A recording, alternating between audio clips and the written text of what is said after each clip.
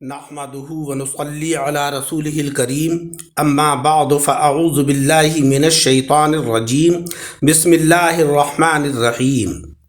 سامعین اکرام، مؤمن کی شان یہ ہے کہ وہ صرف اپنی ذات میں نہیں جیتا ہے، ایک طرف تو وہ اپنے رب کو راضی کرتا ہے اور دوسری جانب بندوں کی خیر خواہی کرتا ہے تاکہ اللہ کے حقوق بھی ادا ہو جائیں اور بندوں کے حقوق کی بھی ادائیگی ہو جائے۔ اور حقیقت یہ ہے کہ جن کو منزلوں کی فکر ہوتی ہے وہ لذتیں دیکھ کر رکتے نہیں ہیں، اپنا سفر جاری رکھتے ہیں تاکہ اوج ثریا کے اوپر فائز ہو جائیں۔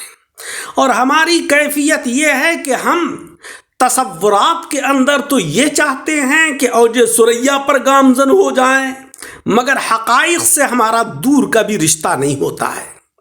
علامہ اقبال نے کہا ہے کہ چاہتے سب ہیں کہ ہو اوج ثریا پہ مقیم، پہلے ویسا کوئی پیدا تو کرے قلب سلیم۔ قرآن عظیم میں ہے کہ کیا تمہیں یہ معلوم نہیں ہے کہ اللہ رب العزت وہ ذات ہے کہ آسمانوں اور زمین کی سلطنت تنہا اسی کی ہے، اور اللہ کے سوا نہ کوئی رکھوالا ہے نہ مددگار ہے۔ عزیزوں، ہمارا رب وہ ہے کہ جو دکھ اور تکلیف میں ہمارا ساتھ دیتا ہے، کسی حال میں ہمیں نہیں بھولتا۔ آخرت میں نیکیوں کے لیے مارے مارے پھرنے سے بہتر یہ ہے کہ دنیا ہی میں اپنی آخرت کو ہم سنوار لیں۔ جناب خاتم النبیین اشرف المرسلین محمد مصطفیٰ صلی اللہ علیہ وسلم نے فرمایا ہے کہ انسان کے قدم قیامت کے دن اللہ کے سامنے سے اس وقت تک نہیں ہٹیں گے جب تک اس سے 5 چیزوں کے بارے میں سوال نہیں کر لیا جائے گا۔ نمبر 1، اس کی عمر کے بارے میں کہ اس کو کہاں ختم کیا۔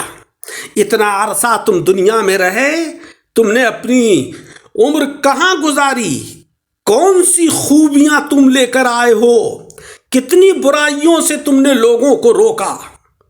نمبر 2، اس کی جوانی کے بارے میں کہ اس جوانی کو کہاں خرچ کیا۔ نمبر 3، مال کہاں سے کمایا۔ نمبر 4، اور اس کو کہاں خرچ کیا۔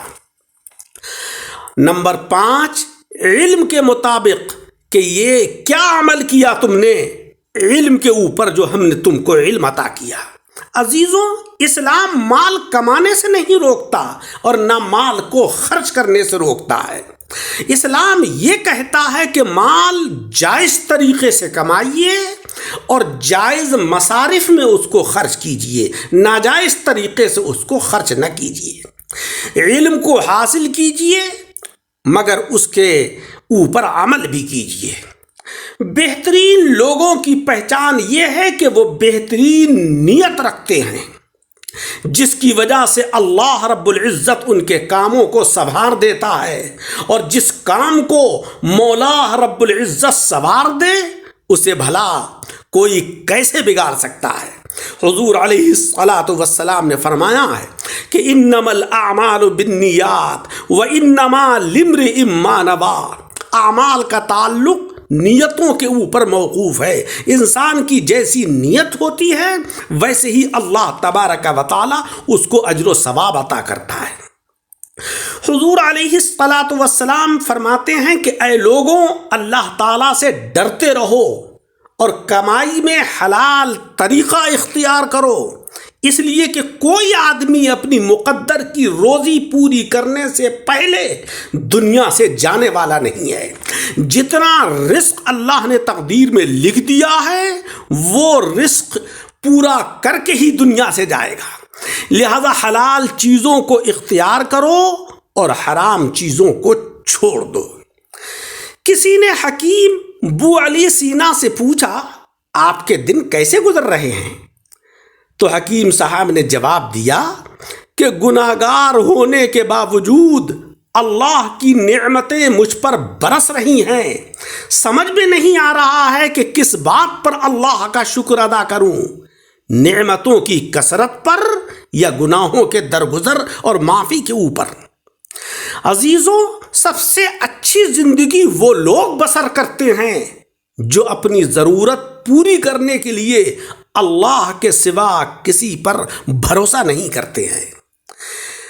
لیکن ہمارا حال یہ ہے کہ عجیب تیری عبادت ہے اے مسلمان، ایک چاند دیکھ کر تو مسجد کو آباد کر دیتا ہے اور دوسرا چاند دیکھتے ہی تو مسجد ویران کر دیتا ہے۔ اللہ رب العزت ہمیں عقل سلیم عطا فرمائے، آمین بجاہ النبی۔